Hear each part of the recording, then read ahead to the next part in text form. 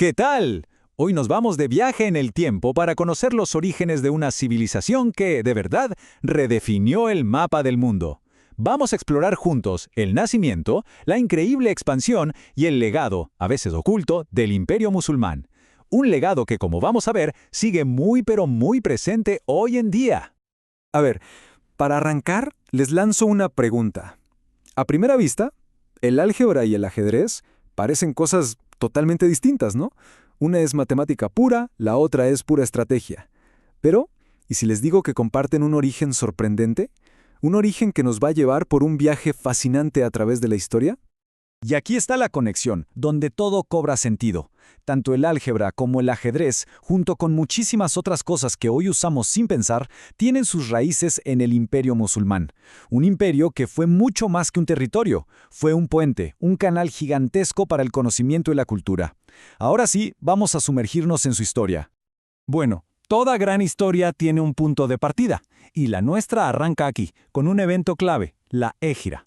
Este fue el momento exacto que dio origen a una fe que no solo iba a unir a los pueblos de Arabia, sino que se convertiría en el corazón de un imperio que se extendería por 3 continentes. La palabra clave aquí es Islam. En árabe significa sumisión. ¿Sumisión a qué? A la voluntad de un único Dios, Alá. Y a quienes siguen esta fe se les llama musulmanes. Su libro sagrado es el Corán, que contiene las enseñanzas que le fueron reveladas al profeta Mahoma. Y el momento clave, el año cero de toda esta historia, es la Hégira. Pensemos en esto. En el año 622, Mahoma y sus primeros seguidores tienen que huir de la Meca por la persecución que sufrían. Se van a Medina. Y esta huida no fue un final, para nada. Fue el verdadero comienzo. De hecho, es tan importante que marca el inicio del calendario islámico. Ok, pero uno se pregunta, ¿no? ¿Cómo una comunidad de fe tan diversa, repartida por tantos lugares, se mantiene unida?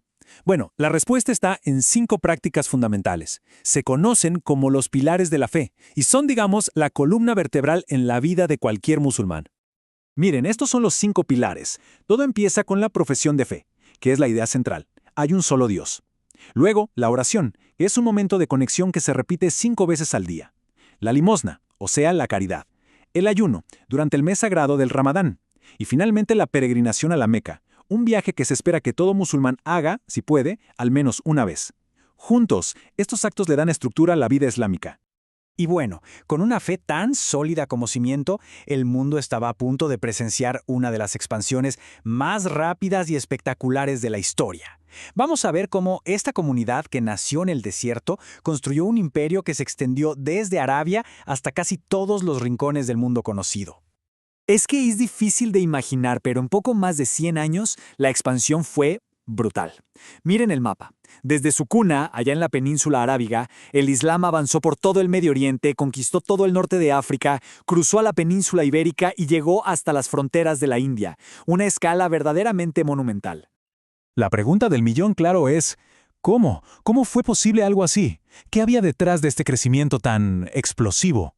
La respuesta no es una sola cosa, sino una combinación de 3 motores muy potentes: la fe, el comercio y la cultura. El primer motor, y quizás el más potente, fue la fe. El concepto de yihad, que a veces se traduce mal, significa esfuerzo o lucha. En este contexto histórico se interpretó como un deber religioso para defender y expandir el territorio del Islam. Esta llamada Guerra Santa se veía como una forma de honrar a Alá. Pero ojo, no todo eran batallas. Detrás de los ejércitos, siempre venían las caravanas de comerciantes. Ellos vieron una oportunidad de oro.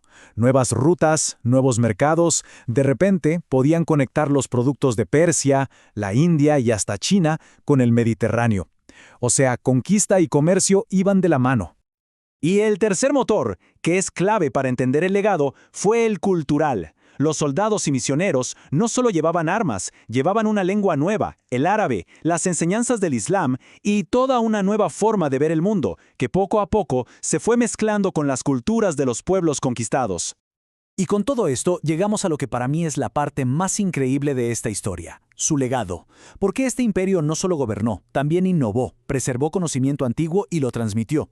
Y aquí es donde volvemos a nuestra pregunta sobre el álgebra y el ajedrez. Vamos a descubrir un legado que, créanme, todavía hoy podemos ver y usar. ¿Se acuerdan de la pregunta del principio, no? El álgebra. Bueno, esa herramienta matemática, que es la base de casi toda la ciencia y la tecnología moderna, fue desarrollada y organizada por sabios del mundo islámico.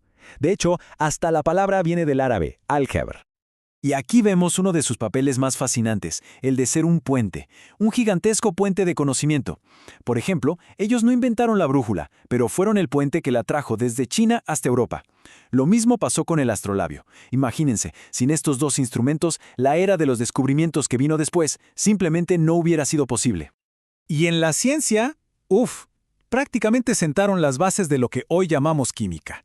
Fueron pioneros en experimentar de forma sistemática. Trabajaron con sustancias como el alcohol, otra palabra que, por cierto, viene del árabe, y el mercurio, y anotaban todo con un rigor que nadie había tenido antes. Y esta cita lo resume perfecto. La influencia no se quedó solo en la ciencia, llegó hasta nuestro tiempo libre. El ajedrez, que nació en la India, fue adoptado, mejorado y difundido por todo el mundo musulmán hasta que llegó a Europa y se convirtió en el juego que conocemos hoy. Claro, todo esto tuvo consecuencias políticas enormes. El mapa de poder mundial se redibujó por completo. El imperio se convirtió en un rival formidable para los reinos cristianos de Europa. Y todo esto culminó en un evento que cambió la historia para siempre: la caída de Constantinopla. Al tomar la capital del Imperio Romano de Oriente, pasaron a controlar las rutas comerciales hacia Asia. ¿Y cuál fue la consecuencia directa? Que los europeos se vieron obligados a buscar nuevas rutas por mar. Y eso fue lo que impulsó la era de la exploración. Y por supuesto, no podemos cerrar este capítulo sin hablar de España. Es que es imposible. Durante casi 800 años, la presencia musulmana dejó una marca imborrable. En el idioma español hay miles de palabras que vienen del árabe. Y ni hablar de la arquitectura, la música, la ciencia. La huella está por todas partes. Y con esto llegamos al final. Pero quiero dejar una última idea dando vueltas. Ya vimos la huella del imperio en la ciencia, en los números, hasta en los juegos de mesa. Pero, ¿qué otras influencias de este imperio gigantesco siguen ahí, ocultas a plena vista en nuestra cultura? Es un buen recordatorio de que el pasado nunca se va del todo. Sigue vivo, a nuestro alrededor, en las palabras que usamos y en las ideas que compartimos.